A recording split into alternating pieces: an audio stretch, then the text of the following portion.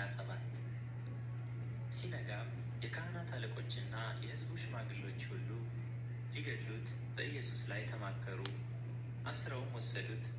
ለገዢው ለጴንጤናዊው ጲላጦስም አሳልፈው ሰጡት። በዚያን ጊዜ አሳልፎ የሰጠው ይሁዳ እንደተፈረደበት አይቶ ተጸጸተ። 30 ብር ለካህናት አለቆችና ለሽማግሎች መልሶ ንጹሕ ደም አሳልፌ በመስጠቴ በድያለሁ አለ። እነርሱ ግን እኛስ ምን አግዶን? አንተው ተጠንቀቅ አሉ። ብሩንም በቤተ መቅደስ ጥሎ ሄደና ታንቆ ሞተ። የካህናት አለቆችም ብሩን አንስተው የደም ዋጋ ነውና ወደ መባ ልንጨምረው አልተፈቀደም አሉ። ተማክረው የሸክላ ሰሪውን መሬት ለእንግዶች መቃብር ገዙበት። ስለዚህ ያ መሬት እስከ ዛሬ ድረስ የደም መሬት ተባለ። በዚያን ጊዜ በነቢዩ በኤርምያስ የተባለው ከእስራኤል ልጆችም አንዳንዶቹ የገመቱትን የተገመተውን ዋጋ 30 ብር ያዙ፣ ጌታም እንዳዘዘኝ ስለ ሸክላ ሰሪ መሬት ሰጡት የሚል ተፈጸመ። ኢየሱስም በገዢው ፊት ቆመ። ገዢውም የአይሁድ ንጉሥ አንተ ነህን ብሎ ጠየቀው።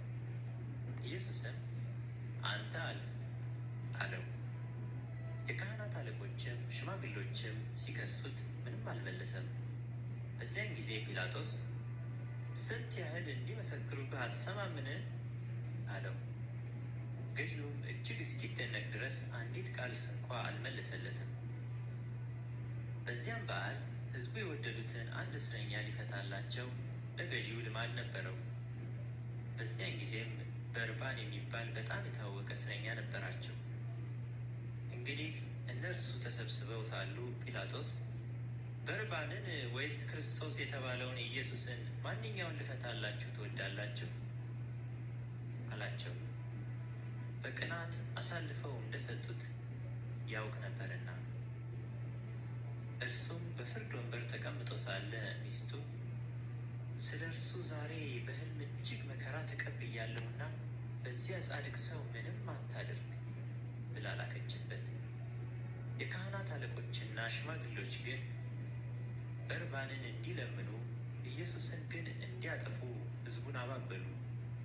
ገዢውም መልሶ ከሁለቱ ማንኛውን ልፈታላችሁ ትወዳላችሁ አላቸው። እነርሱም በርባንን አሉ። ጲላጦስ ክርስቶስ የተባለውን ኢየሱስን እንግዲህ ምን ላድርገው አላቸው። ሁሉም ይሰቀል አሉ። ገዢውም ምን ነው ያደረገው ክፋት ምንድን ነው አለ። እነርሱ ግን ይሰቀል እያሉ ጩኸት አበዙ።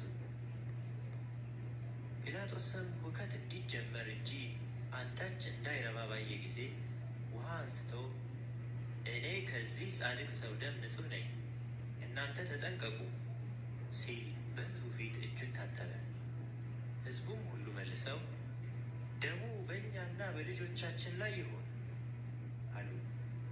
በዚያን ጊዜ በርባንን ፈታላቸው። ኢየሱስን ግን ገርፎ ሊሰቀል አሳልፎ ሰጠ። በዚያን ጊዜ የገዢው ወታደሮች ኢየሱስን ወደ ገዢው ግቢ ውስጥ ወሰዱት። ጭፍራውንም ሁሉ ወደ እርሱ አከማቹ። ልብሱንም ገፈው ቀይ ልብስ አለበሱት። ከእሾህም አክሊል ጎንጉነው በራሱ ላይ በቀኝ እጁም መቃ አኖሩ። በፊቱም ተንበርክከው የአይሁድ ንጉሥ ሆይ ሰላም ላንተ ይሁን እያሉ ዘበቱበት፣ ተፉበትም። መቃውንም ይዘው ራሱን መቱት። ከዘበቱበትም በኋላ ቀዩን ልብስ ገፈፉት፣ ልብሱንም አለበሱት፣ ሊሰቅሉትም ወሰዱት። ሲወጡ ስምዖን የተባለ የቀሬናን ሰው አገኙ። እርሱንም መስቀሉን ይሸከም ዘንድ አስገደዱት። ትርጓሜው የራስ ቅል ስፍራ ወደሚሆን ጎልጎታ ወደሚባለው ስፍራ በደረሱ ጊዜ በሐሞት የተደባለቀ የወይን ጠጅ ሊጠጣ አቀረቡለት። ቀምሶም ሊጠጣው አልወደደም። ከሰቀሉትም በኋላ ልብሱን ዕጣ ጥለው ተካፈሉ። በዚያም ተቀምጠው ይጠብቁት ነበር። ይህ ኢየሱስ የአይሁድ ንጉሥ ነው የሚል የክሱን ጽሕፈት ከራሱ በላይ አኖሩ። በዚያን ጊዜ ሁለት ወንበዶች አንዱ በቀኝ አንዱም በግራ ከእርሱ ጋር ተሰቀሉ።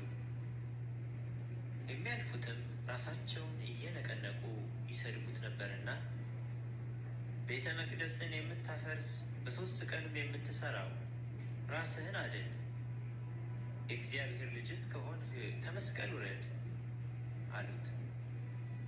እንዲሁም ደግሞ የካህናት አለቆች ከጻፎችና ከሽማግሌዎች ጋር እየዘበቱበት እንዲህ አሉ፣ ሌሎችን አዳነ፣ ራሱን ሊያድን አይችልም።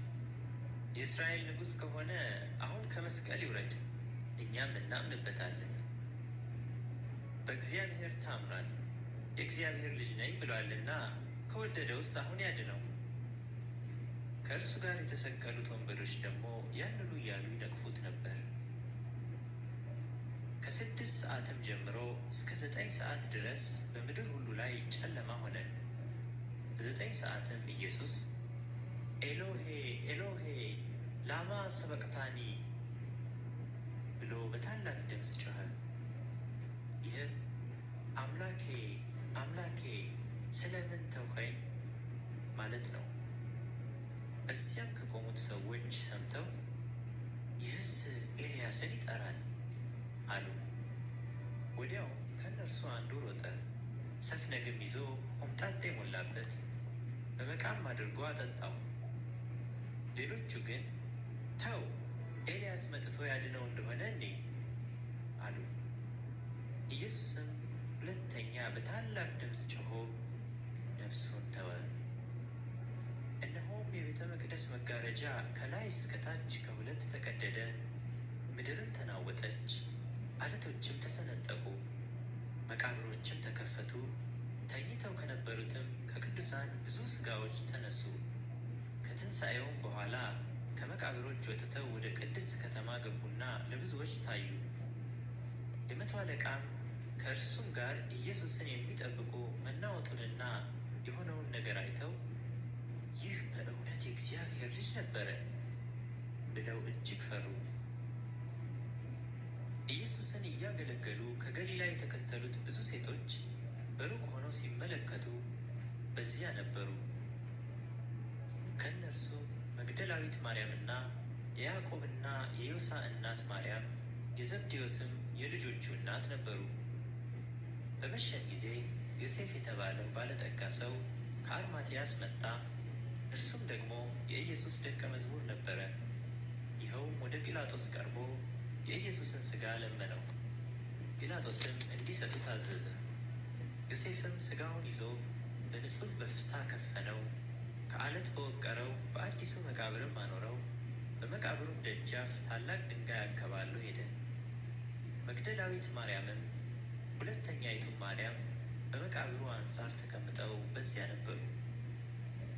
በማግስቱም ከመዘጋጀት በኋላ በሚሆነው ቀን የካህናት አለቆችና ፈሪሳውያን ወደ ጲላጦስ ተሰበሰቡና ጌታ ሆይ፣ ያ አሳች በሕይወቱ ገና ሳለ ከ3 ቀን በኋላ እነሳለሁ እንዳለ ትዝ አለን።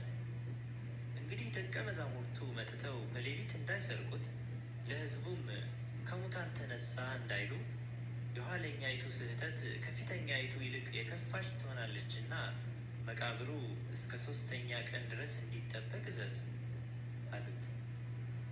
ጲላጦስም ጠባቆች አሉላችሁ፣ ሄዳችሁ እንዳወቃቸው አስጠብቁ አላቸው።